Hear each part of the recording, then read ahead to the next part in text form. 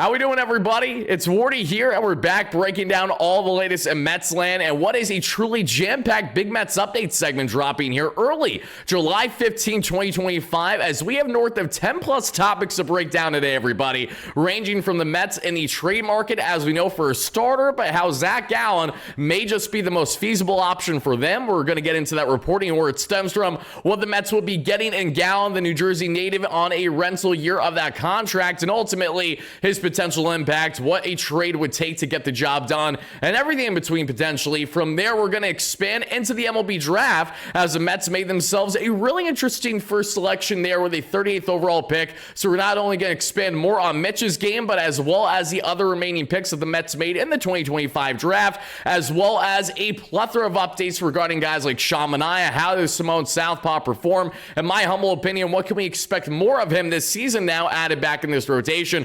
Brooks Raley, key updates on himself and Francisco Alvarez's inevitable return to this Mets team. The unfortunate demise of Max Kranick, even though Jose Butto is finding himself returning this Mets bullpen. Speaking of bullpen, Rico Garcia is no longer a part of the organization. For those that care, we're going to expand on all things small to big in this one, everybody, as well as the latest with guys like McLean, Jonathan, and Brandon Sproat, the three-headed monster of a pitching trio there in this Mets prospect farm, and we'll get into the latest on them and what we could potentially hopefully see these guys at the major league level, if at all, this season. That and so much more that we're about to break down, everybody. So thank you guys kindly for hitting that like and subscribe on your way in, and please let me know all your initial reactions in the comments down below to the following topics that we have to get into today. As always, shout out to our amazing sponsors that make today's show happen, that being at SeatGeek. Make sure you utilize our promo code WARDY10, that way you too get 10% off your next ticket purchase, whether it's for Mets tickets, concert show tickets, comedy show tickets, you name it. WARDY10, link down below in the description, everybody.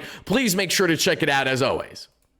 Hey Mets fans, if you love diving deep into the numbers like WAR or ERA, then you absolutely are going to love what today's video sponsor Moomoo brings to your investing game. Think Moneyball, but this time for your portfolio. I'm beyond excited to share that Moomoo, the proud trading platform of the New York Mets, is here to level up your investing. Moomoo is a global trading platform currently serving over 25 million users in markets like the United States, Canada, Singapore, and Japan. Whether you're just starting out or if you're a more seasoned trader, Moomoo's app and desktop platform offers commission-free trading on stocks, ETFs, and options, no contract fees either. So plus, you get premium tools, guys, whether it's going to be the institutional grade analytics, Morningstar research, and analyst ratings, all free for funded users. And right now, Moomoo is doubling down for Mets fans. Sign up through my exclusive link down below, make a qualifying deposit, and get up to, yes, 60 free stocks, plus not one but two Mets Suite tickets. Not to mention, Moomoo customers can get free tickets to all Monday home games at Citi Field,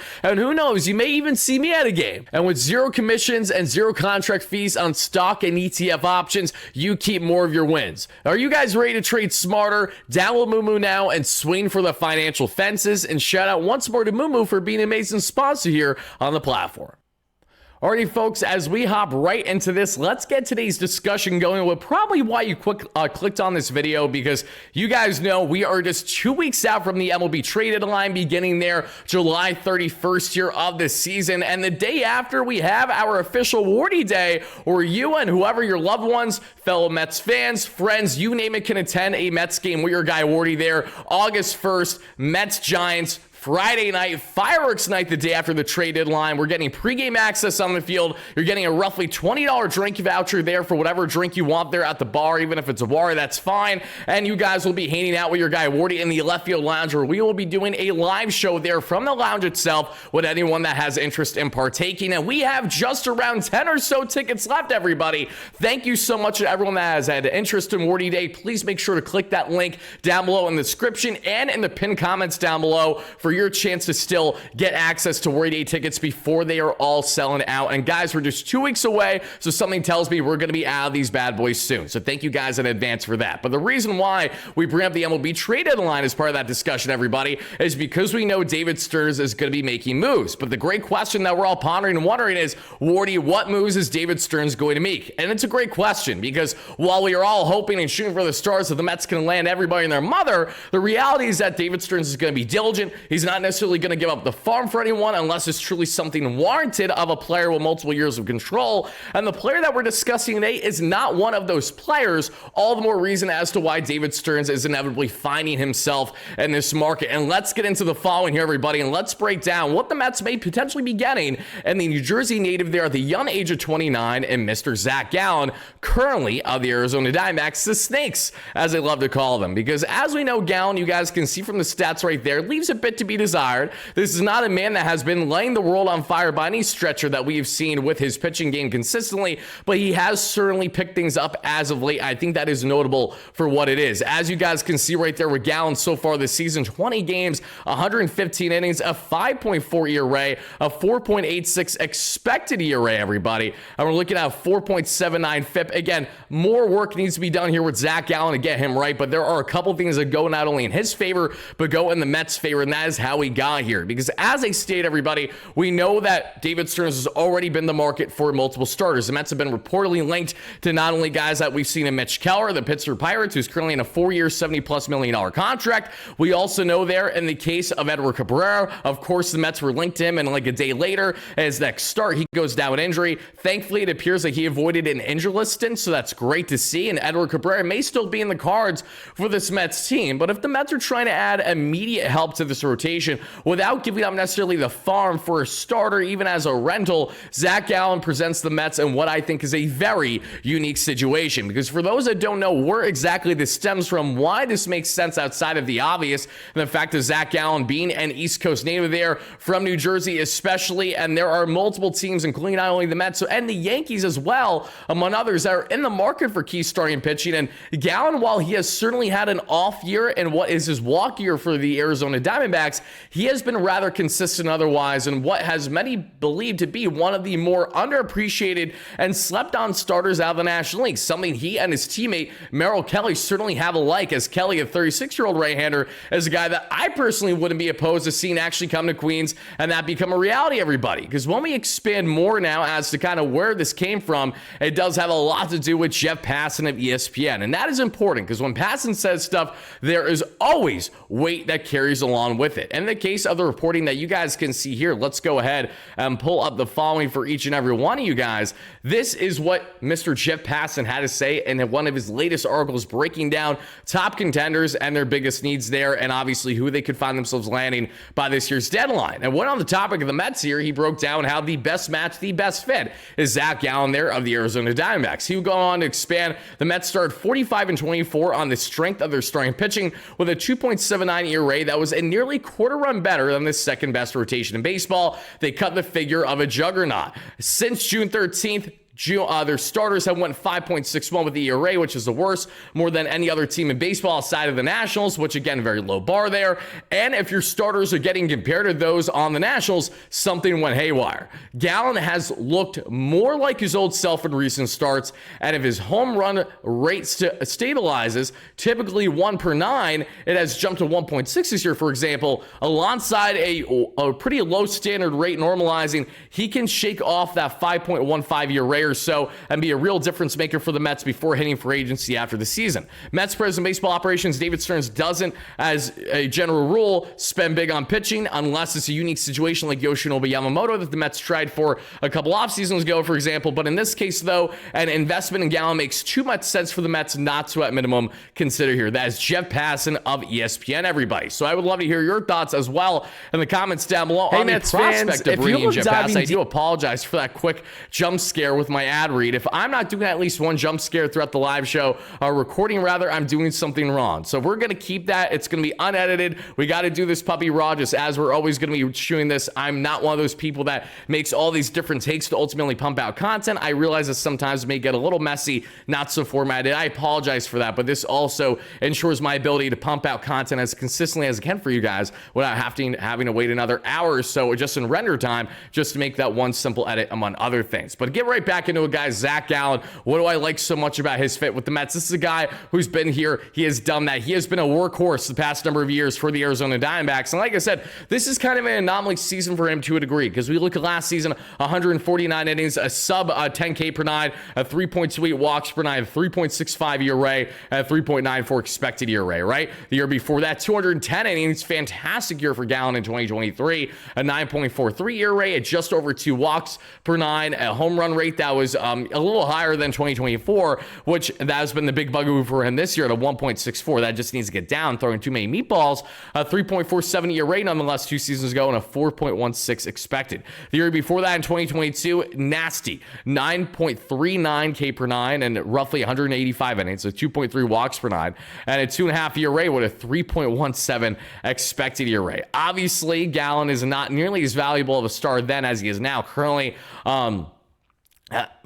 I should be saying it the other way around. He's not nearly as good of a starter now on paper than what he was a couple years ago, going from as high as a 5-WAR player in the 2023 season to a 0-WAR player so far this year. So we know that Gallen needs to make adjustments. He needs to get rid of that home run ball. But if there's a team that I'm confident in getting proper adjustments out of a starter in the second half, it is most certainly the Mets in their pitching lab with Zac Gallen. And before you guys go out your way to say, Wardy, no, Zac Gallen doesn't make any sense, I don't want damaged goods. One, there's really little to be damaged about here, as it has a lot more to do with maybe the pressure of being in a walk year. We Mets fans know that very well, and how that can impact the psyche of a player. And Pete Alonso's underwhelming 2024 regular season is an example of anything that, and it most certainly is. In the case of Gallen, however, he is one of these guys that has been rather consistent for the Diamondbacks for the past, half decade at least now, an absolute workhorse, giving you anywhere from 150 to 200 plus innings each and every season. This is a guy with 115 already this year. The K per nine is a little down. I like that to get a little up there. And the Mets pitching lab, their ability to get the best out of times in Clay Holmes,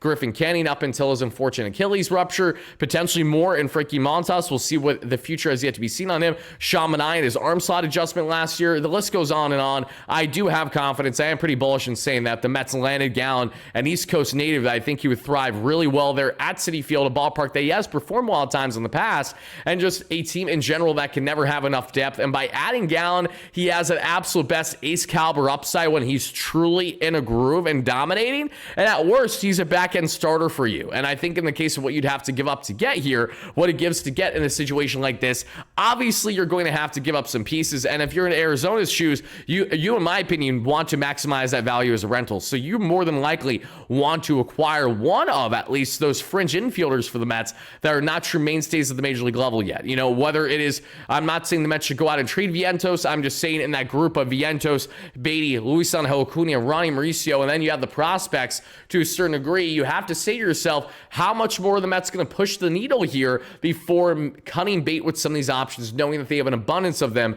right now in their infield. So I want to hear from you guys in the comments down below. How do you guys feel about Mr. Zac Gallen? And I did break down Zac Gallen for those that are wondering there in the Bleacher Report app for many of you guys to check out there. Just this past day, I broke down my latest segment in the Bleacher Report app, going over the top 7 trade targets for all major league teams when looking at starting pitching in particular. I had Gallen breakdown, and I did have the Mets as one of the teams that could potentially land Gallen in direct hand, not only because what Chip Passan has said, but what has been going around the league over the past week and a half, which has been positive rumblings and positive connection between the team and, between the Mets and the player itself there and Mr. Gallen. But going on now, folks, from talking about Zac Gallen, let's now get into talking about what I thought was a very impressive and very interesting draft for this New York Mets team. And I say impressive in the sense of I'm just excited to see how this is going to pan out. It's officially year 2 of David Stearns having his hands on everything when it comes to draft now and trying to develop and hopefully give the Mets what is going to be great young stars in the making there,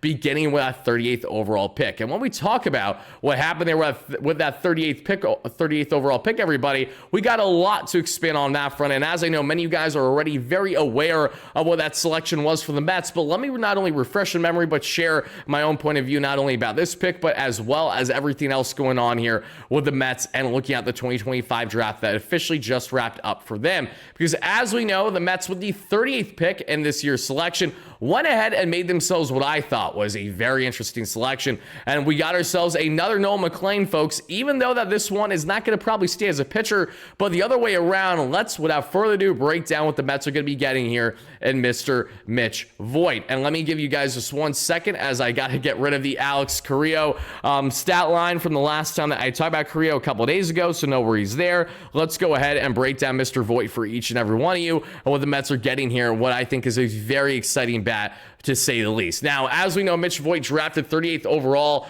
by the Mets this year. They're out of Michigan. And what you notice right away with Mitch Voit is he is a true two-way player. And now, while Voit didn't have the great success with his pitching this past season, posting an over 5-year rate for Michigan, offensively, he took absurdly major strides in his game, and that is in direct hand as to why the Mets made the acquisition here. And yes, we all know what Mitch Voit has been known for when it comes to that infamous celebration. No matter how much you love it or hate it, condone it or absolutely despise it, it happened. He made his apologies, amends, and that is all I have to say on that front. If you know, you know there. But in regards to Mitch as a player, everybody, that bat has taken a significant jump this past season alone. And as you guys see from the stat line down below, those are his 2025 college numbers, everybody. And what we saw in 2025 was pretty impressive. His K percentage dropped from 22.7% to a whopping 13.1 from 2024 to 2025, and a nearly double there that we saw there in his walk percentage from 8.6 to roughly 16%. So not only was he more disciplined at the plate, but we also saw him really taking his pitches better and spreading for all fields with that power. Because in 56 games and 208 at-bats, he had 14 home runs, 4 triples as well, 60 RBIs, 14 stolen bases, a 346 average, and a well over 1,000 OPS. And what I thought was a darn impressive season. And it just doesn't stop there, everybody, when we talk about Mitch Voit, because that was impressive alone. But then let's add in the fact that Buddy is also a pitcher. Now, I understand the pitching numbers are not necessarily going to be lighting the world on fire, and I apologize if they're a little cut off on your end. I just have it a little hyper zoom. But for those that are wondering, his pitching stats this season, everybody, and 62.1 innings, he gave up a total of 72 hits, a 5.49 ERA there, and we saw a total of how many strikeouts, everybody? Let's go ahead and look. 41 strikeouts in those 62.1 innings. And in 2023, the previous year pitch, I actually apologize, everybody, we did not see him pitch at all there in the 2025 season, which makes a lot of sense, honestly, as to why he had his best statistical season offensively there. Goes in direct hand by having a sole focus on offense, to say the least. But in 2024, that was his pitching line. In 2023, he had a respectable 3.25-year rate there that we saw in 36 innings, including a strong 25 strikeout campaign. So now let's get on to Mitch Voit. As we know, he spoke to the Mets media this past day, and he had the following to say, not only about his game, but his future now being officially selected by the New York Metropolitans. Let's listen up and hear what Mitch has to say.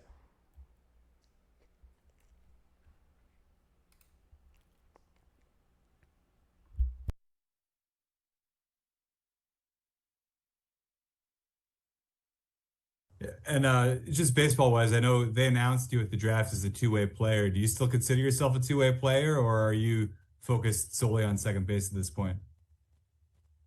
Yeah, so our main focus, as we discussed, was mainly to develop me as a position guy. But I will do absolutely anything to make it to the big leagues as a New York Met. So you can't rule anything out. I guess going into tonight, did you have any idea of where you might go? And, what do you know about the Mets? Did you think they were a realistic possibility for you? Yeah, absolutely. I began speaking to the Mets in our preseason meetings.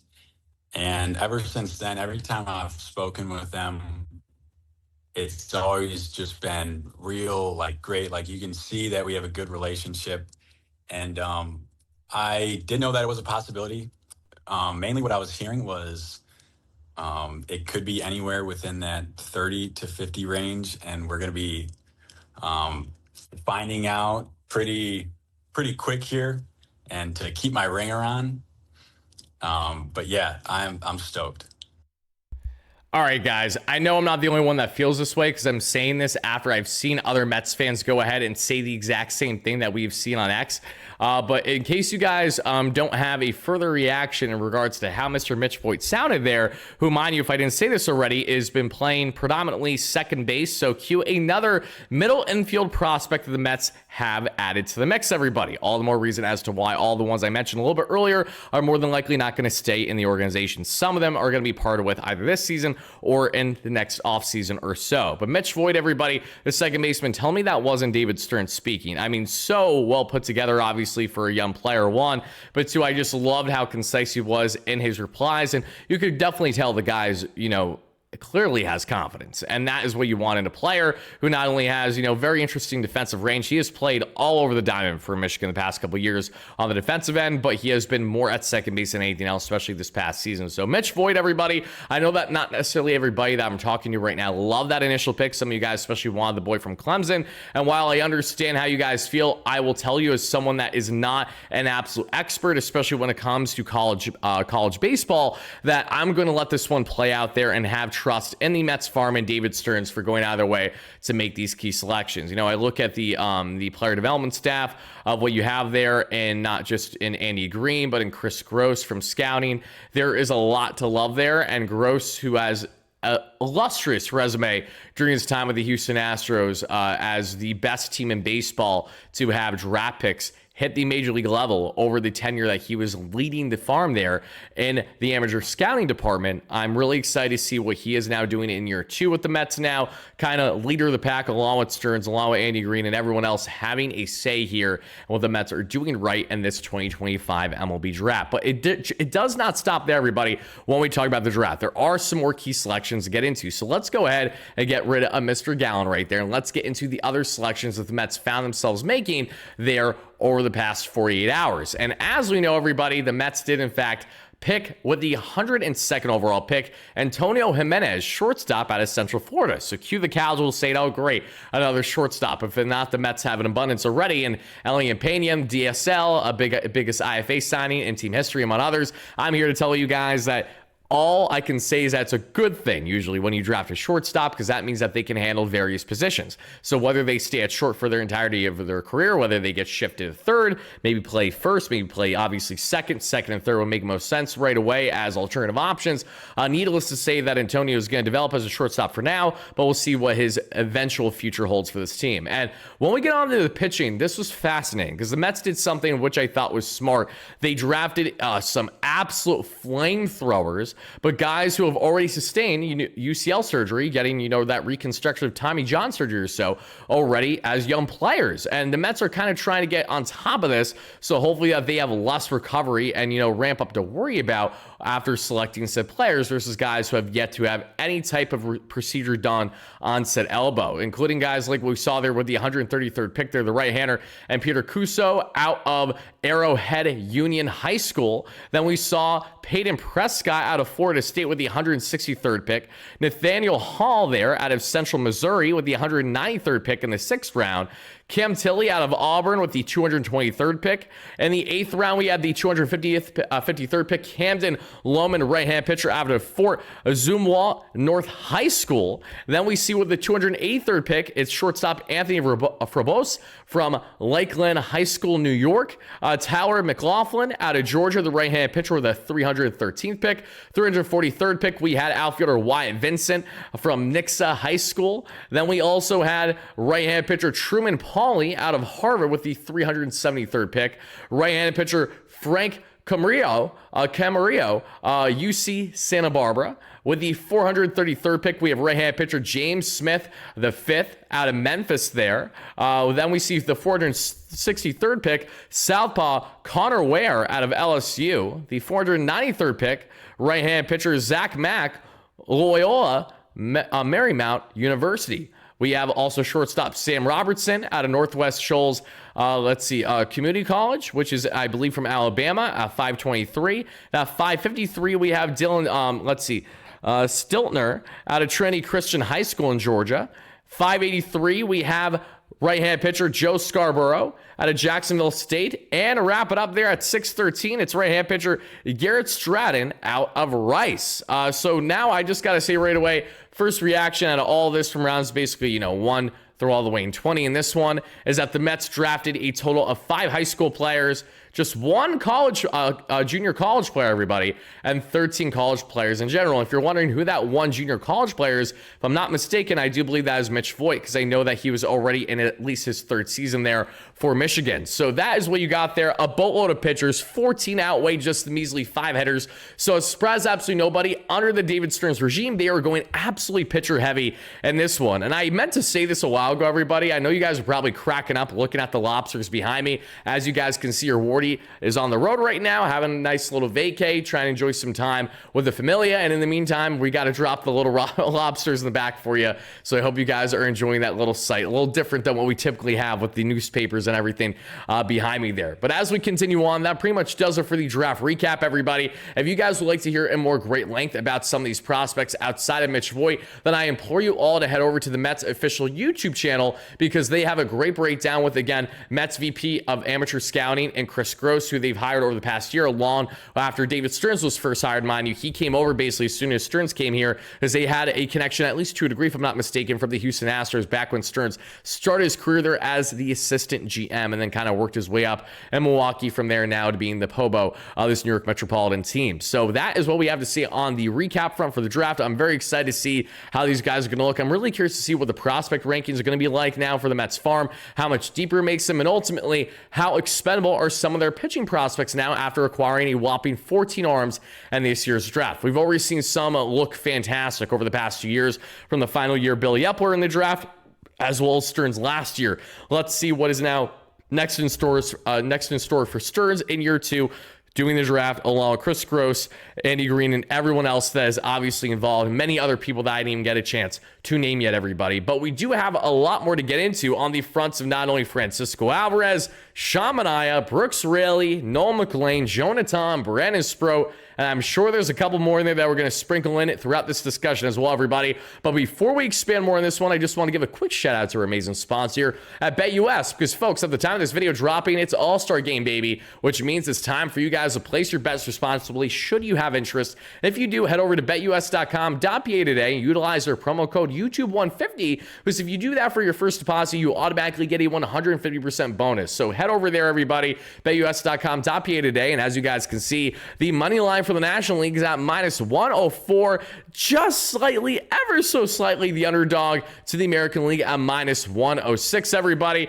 If you guys would like to play any of these plays, including obviously Lindor there being in lap, excited to see Alonso out there and everyone else. If you guys are looking forward to this All-Star game the way that I know I am and want to have some fun, be a little entertained, sprinkle some dollars on there as I feel like it, head over there to betus.com.pa today, and once more, do it responsibly, everybody. But as we continue to break down this I'm usually used to saying that after we break down our post-game show. Now let's get into our next segment and today's discussion, which has everything to do with Mr. El Troll and Francisco Alvarez, because Alvarez, everybody, has been looking fantastic. And as you guys can see here, Francisco Alvarez, my goodness, my God, my gracious, guys, I have so many highlights to show. I kid you not. Every highlight that you guys will be seeing in the time that I'm talking about Alvy here is pretty much every single highlight that he has had for the most part in Syracuse over the 13-game span since being sent down. In case you guys don't know how fantastic Alvarez has been since sending down, he has been the north of the 100th percentile in frame rate there in the minor league statistic front for AAA Syracuse. He also has driven in a boatload of runs thanks to a whopping 8 home runs in 13 games. You know, he has 14, if not 15 total there. That I don't know what I'm saying. I meant to say 9 total there thus far, and I believe 18 total games, but the other home run in the other games were from his rehab stint to begin the season, coming back there from a hamate bone injury. So Alvarez has been finding that swing. He looks more comfortable as Mets Syracuse coach JP Arancibia, who is a former MLB catcher, who I certainly think his input carries some weight as to how he views and is analyzing Alvarez. He has been very impressed with Alvarez's ability to learn, make proper adjustments on the fly. And as Alvarez has stated himself in a recent interview with guys like Will Salmon of The Athletic, and Shadow Well, as always, who does a fantastic job. Make sure to check out his readings every single week, everybody. It's the following that Alvarez knows that he doesn't have time to waste. He just has to go down, go ahead, do his job, try to make his proper adjustments. And while what he's doing at the AAA level does not guarantee anything at the major league level, you can't be anything but happy about what Francisco Alvarez is continuing to do right, which is actually lifting the baseball, hitting for power again, something he has not done too much of since that breakout season in 2023 as a 21-year-old, mind you. But Alvarez also was not playing the baseball to save his life to begin this season. His hitting approach that went in hand because of Eric Chavez's opinions, I'm sure, and the hitting lab that he worked with JD Martinez this past offseason there that we saw in Atlanta. Alvarez was doing nothing but heading for opposite field. And I like oppo hits as much as the next guy, don't get me wrong, but I don't like it when a clear power hitting catcher that's deviating away from his game becomes less valuable because he's trying to be more of a singles hitter versus actually drive the baseball out of the ballpark. So now Alvarez is not only pulling baseballs more, he's looking a lot more comfortable out there. And there is a great reality that Francisco Alvarez, folks, is going to be back with this Mets team as soon as the All-Star break is about ended. Now, the Mets benefited big time by keeping Alvarez down there through this past Saturday because that ensured they would have one more year of team control with him given his contract status, and it's one more year before he can hit the free agent market. So while that isn't overly ideal for Alvarez, it is certainly ideal for the Mets and want to have as much control and as much claim for Alvarez as they can possibly do right now. So that was a very interesting move for a team that at the time didn't need Alvarez at the big league club to provide success, everybody. And I think it's important to emphasize the success that we know that Alvarez has helped provided this Mets team there in the past, because specifically when we talk about Alvarez and what he has done so right, it's not only been the offensive attributes that we're all seeing right now, everybody, when you're getting a huge power swing there at hopefully the major league level again, but you also look at the defensive ability that I feel like gets lost from time to time because of the fact that he's fluctuated so much there that we saw in recent years and what you're getting truly in someone like him. But when we talk about not only what you're getting, we have to talk about and what he has helped so much with everybody, and we have to expand on what is working so right for Francisco Alvarez with his game calling and the positive impact that he has had on this Mets prospect pitching staff when we look at that three-headed monster there and Mr. Jonathan No McLean, and the man who's been impressing more than most as of late, which is so fantastic to say finally, folks, after having an underwhelming start to the year, it is Mr. Brandon Sproat. Can we please appreciate what Mr. Sproat is doing so right here, everybody? And I actually apologize for just a second because I had the wrong slide up. We're actually going to switch Mitch out here, and we're going to show you guys Sproat on this one instead, just because of how I had everything initially set up there. Makes things easier on my end, and thank you guys for your understanding and your patience there. But as we expand on Brandon Sproat, guys, his last three starts, kind of a big deal. And the reason why they're kind of a big deal is because of the fact that Sproat is finally doing this consistently at the minor league level. He was not doing this at the AAA level when he was sent up there consistently at all to start last season after he skied right through St. Lucie, then to Brooklyn, then to the Rumble Ponies, and then ultimately Syracuse. But Sproat, guys, as you guys can see from these highlights, and I apologize for the audio running there. Another jump scare from your guy Wardy for a quick second. I apologize to anyone that had the headphones in. But Sproat's been looking nasty, and as you guys can see, he's been dominant. He had another 7 shutty that we just saw just a couple days ago. At the time I was recording this, he has 18 total innings of 0 earned run, 18 strikeout ball, 7 hits, 5 walks. And the most important thing that I want to highlight here is who's catching this. You guys see that nice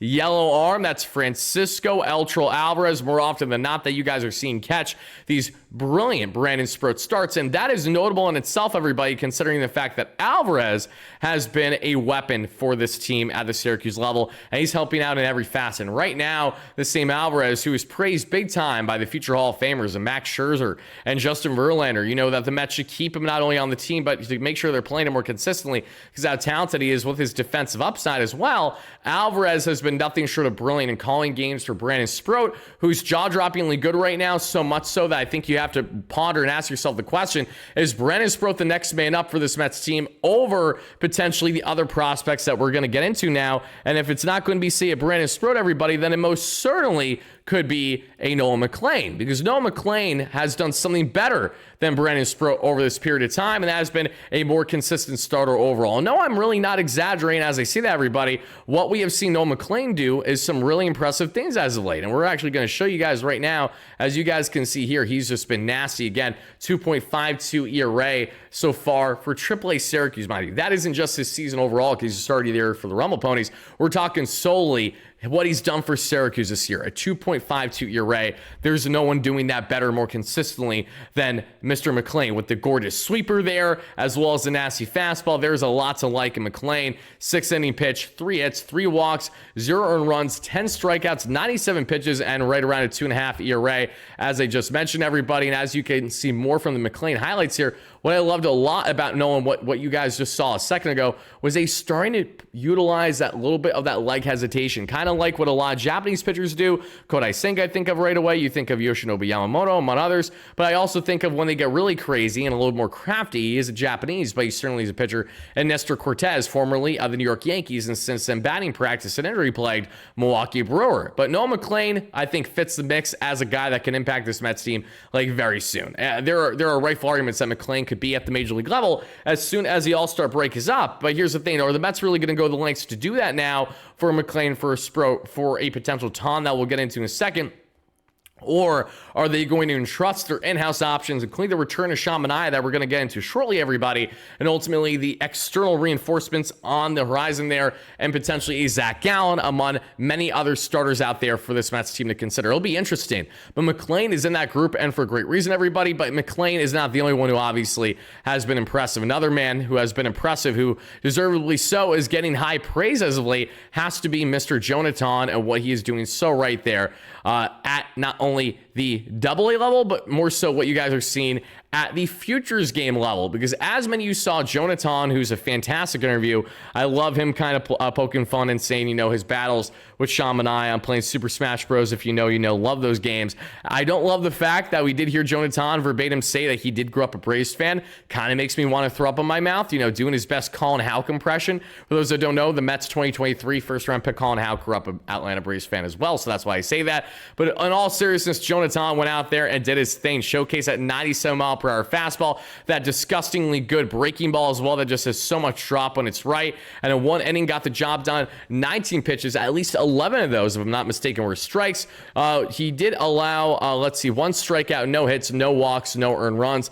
Things you absolutely love to see, everybody. So that's what you got from Jonathan. But this comes after Jonathan put up a 1.83 ERA the first half of the season there with the Rumble Ponies. This man has proven everything at the minor league level already, yet he still has yet a full stint potentially of Syracuse away before he's going to touch or do anything at the major league level for the squad. I think Tong has some of the best stuff out of any pitching prospect in the game right now, and I say that in direct part because of how much he's been consistently dominant. But again, how can you not say these things knowing how dominant the young right-hander has found himself being? So between Tong, what you get there, and McLean, what you get there, and Brandon Sproat, I would love to hear from you guys in the comments down below. Which prospect out of the 3 do you think is going to get the taste of the major league level first, and do you think it's going to happen as soon as the season? I firmly do believe it will happen this season, just a matter of what starter out of those 3 they will find themselves being, outside of the Blake Tidwells of the world, who, as we know, did not pitch all that bad his last time out there. But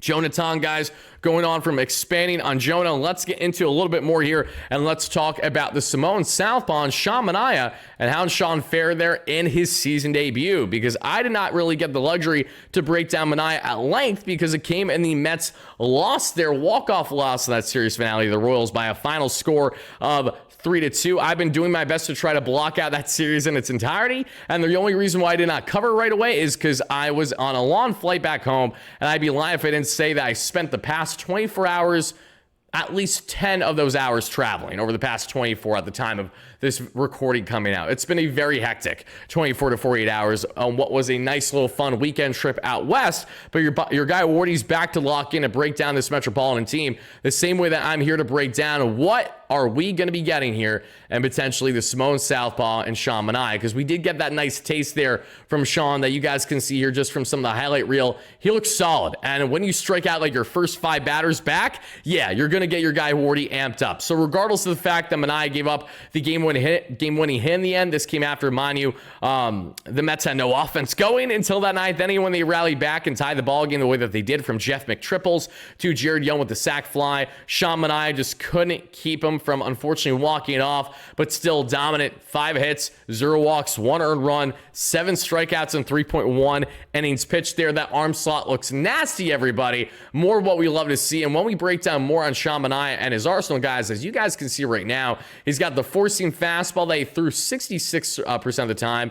And you guys will be able to see this in a second. I'm just trying to pull it up. It's going to be a little cut off for you guys, but that's okay. I'm still relaying the same numbers here. 66% of the time there, topping out right around 94.4 and sitting 93 on the fastball. The sweeper there threw 31% of the time, topped out 82.5 and sat right around 80. The slider at 2% because he threw it once, sat 81, and the changeup they threw just once as well at 2% was around 88. So Sean Manaea utilizing the 4-pitch mix and what I thought was as good and as impressive of a season debut as you could ask for, and the Manaea who is piggybacking Clay Holmes there in that series finale defeat in Kansas City against those Royals. But I would love to hear from you guys as well. How do you feel about Sean Manaea and what he looked unbelievably right and good there in his return back to this Mets rotation? And what are your expectations for Sean Manaea as we continue on this season, guys? Because I'm telling you right now, I'm expecting Sean to go out there and be that workhorse and be that bulldog that we fully anticipate and always expect him to be. He has to be for this Mets team, or otherwise they're going to have serious issues should they not properly address more quality depth at this year's deadline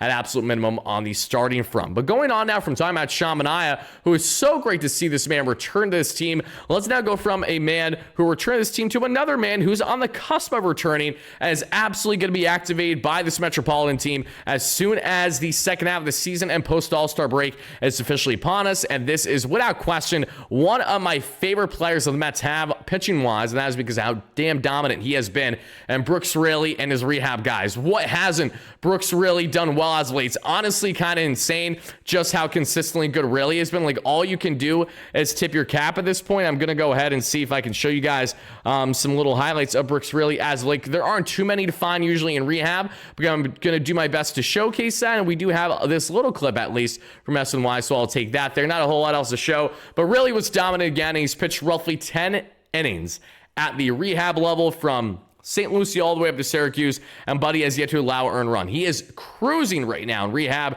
and Raley, who is dominant for the Mets in the 2023 short season, as we know there, especially as a lefty specialist, has allowed just 7 hits in these 9 innings, 1 walk, 0 earned runs, 13 strikeouts, everybody. Brooks Raley is fully anticipated to return to this Metropolitan bullpen, and that is notable when you consider not only the return of Mr. Brooks Raley, you consider the return of Francisco Alvarez, and I think they're going to both feed off each other greatly. I think Alvarez is going to catch Raley fantastically. I think having Raley back in this arsenal with that multi-pitch mix when looking in the bullpen as a true crafty lefty option, you need that now more than ever, and you need to give Raley some looks over the next couple weeks before the MLB trade deadline is here, so David Stearns can make sure that he's diligent and make the proper decision as to what he should versus maybe what he shouldn't do there and adding to said pen, everybody. But speaking of the bullpen, Brooks Raley is not the only man returning to this New York Metropolitan team. In case you guys don't know the news, Jose Butto, and I'm going to make sure my not microphone, but camera gets fixed there. Jose Butto is returning back to this Mets team and should be back there as soon as the All-Star break is done as well, if not right after. There was no concerns with him going on the IL per there and Carlos Mendoza that we heard from the Mets skipper himself, and he did reiterate the fact that it was an illness. You know, he didn't expand as to what for obvious reasons, but he knows that he's going to make full recovery and he'll be good to go post All-Star break. Didn't really have any hesitation to suggest otherwise. However, when it comes to hesitation and unfortunate realities, that is the case for Max Kranick, and this really upsets and pains me to say. Not only has it been awesome to meet Max and build a nice little friendship with him, you know, casually there in person and online over the past year since he's been in the Mets organization, but knowing his story as someone who grew up a Mets fan from Pennsylvania, which I can certainly relate to as well, from the Scranton area, which is not currently far at all from where I found myself being. And I've been in Scranton plenty in the past as well, for family or just for friends in general. And knowing that Kranick grew up a dire Mets fan from the Scranton area, knowing how much success he had as a true rubber arm for the Mets to begin this season, utilized in every situation imaginable, and he was really proficient in doing so. But now Kranick unfortunately faces the potential strong likelihood of having Tommy John surgery for the second time in the past 4 seasons.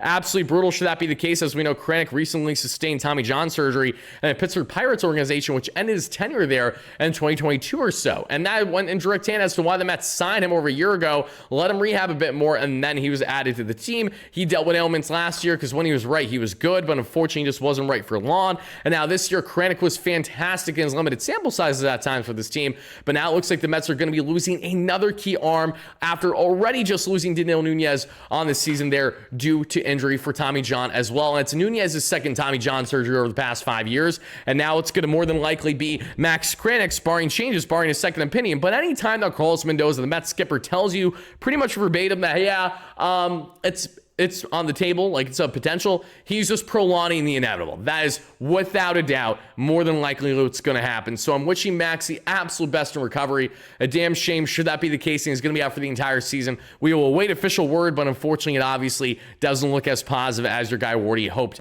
it to be at this point in time. But folks, we're almost done with this video, so let's get into some final quick notes to share with each and every one of you that I didn't get a chance to yet. Travis Jankowski, as we know, is DFA'd as a corresponding move for Luis Angel Acuna right before that World Series started there this past week or so, and Jankowski did elect free agency. So whether he signs back with the Mets on a separate minor league contract or ends up elsewhere, Jankowski, absolute Mets legend, speed runner, absolute demon, great defense as well. Wishing him the absolute best in his future endeavors should it not be back in Flushing, Queens. Speaking of outfielders, everybody, you know there's been a lot of trade rumblings because I myself have been loving the idea of bringing in Byron Buxton if, one, he can stay at all healthy, and I know it's hard for Mr. Broken Glass at times, but also doing his best Mr. Glass impression. For those that don't know, Mr. Glass and all those movies there from M. Night Shyamalan, I highly implore you to check them out. They are interesting, certainly in the trilogy connection with those three between that, Unbreakable, if I'm not mistaken, if that's what the movie is called,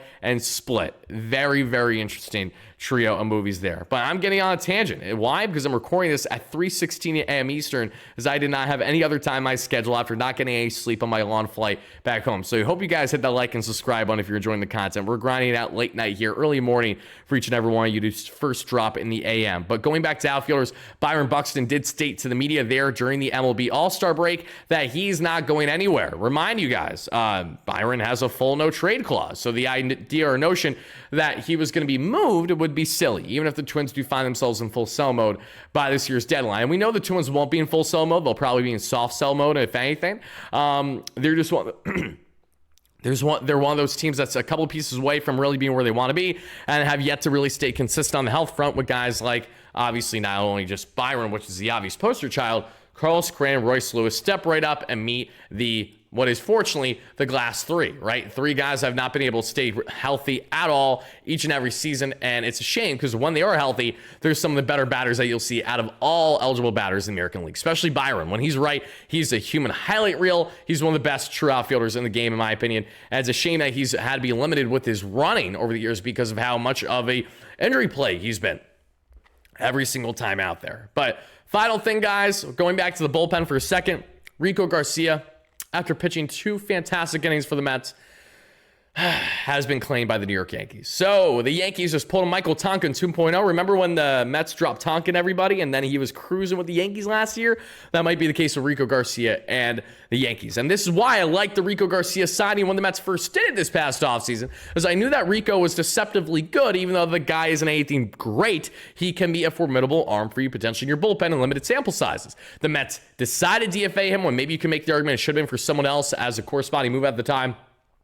It'll make more sense once Raley's officially back with this team as well. That's exciting to see. But losing Rico, not the end of the world, but unfortunate. I can't say confidently that I'm wishing him the best for the Yankees, but at the same time, the Mets are the ones that designated him for assignment. So that's kind of wrong of me to wish down on the guy. So Rico, best of luck there in the Bronx. I just hope that you never have any luck there in big matchups when we want to see the Yankees get their teeth kicked in naturally as opposing baseball fans. But I think that's all I got for you guys. We talked about a lot. We're almost at the 50-minute mark, and I don't believe that I missed a dang thing. So if you guys have anything else in Mets land that you want to hear your guy Wardy break down, please let me know in the comments down below. I do really appreciate that, as well as hitting that like and subscribe on your way out, everybody. Please do not miss out on the plenty of content that we're going to have continuing to drop, especially on the trade rumor and rumbling front. That will be more of a constant from now leading up to the deadline. So be on the lookout for post-game coverage back, obviously, and we'll be in a better rhythm of things for the most part once that series kicks starts. Things were just way too hectic. It was honestly the most busy weekend of me not being able to cover the Mets to my liking, and easily over a calendar year, I think, with the exception of some slow parts in the offseason, which really don't come all that often when you are Steve Cohen and you're always going to be in the market for big fish each and every offseason. But guys and gals, that'll do it for our latest Big Mets update segment. Please let us know all your thoughts and key takeaways in the comments down below. Make sure to check out Wardy Day for those that have interest. Again, I cannot emphasize that enough. August 1st, tickets in the pinned comment down below and the description. We have right around 10 or so left, everybody, and they are going to be selling like hotcakes with the next 2 weeks upcoming from the deadline to now. So go ahead, go seek them should you have interest. If not, no worries either. Cannot wait to see you guys at the ballpark nonetheless. But until then, folks, until our next video or live stream, have a tremendous rest of your night, day, evening, whenever you're watching this. And shout out to our amazing sponsors once more at Moomoo, the official trading platform of the New York Mets there, the proud one as well, as is the case there in BetUS, the official sportsbook here of the WardyNYM platform, and America's #1 best in that regard. Just bet responsibly. Thank you guys again. Peace out, folks. See you all in the next one.